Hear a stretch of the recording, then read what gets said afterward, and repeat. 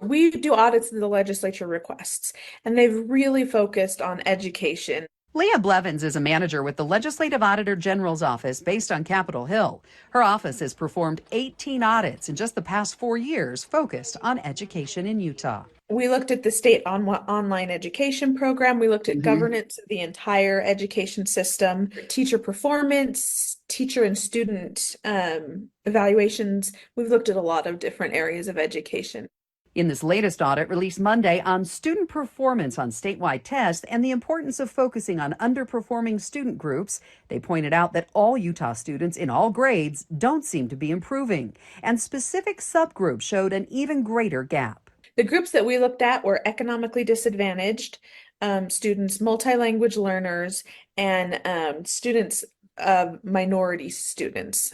And there are some districts in the state and some LEAs who really have done a good job at working on closing that gap. And we were able to talk to them for this report, suggesting certain practices that worked in their local education authority's school.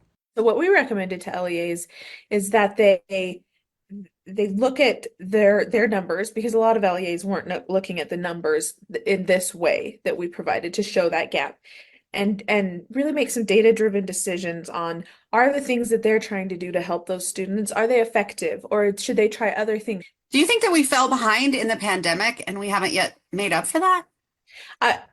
We definitely fell behind in the pandemic. I believe that almost every school district in the country fell behind during the pandemic. And there are still, I know teachers are still working on making gains on that.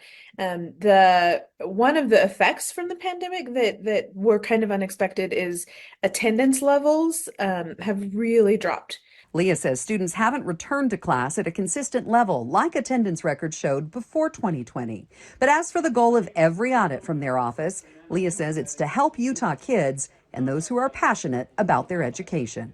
So you're hoping this can shed some light on maybe where there are these gaps and what we can do about it?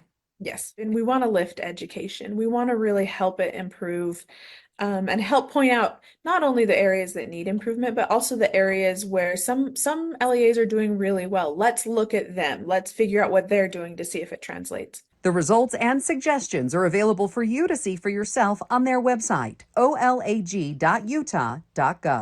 Amy Nay, Fox 13 News, Utah.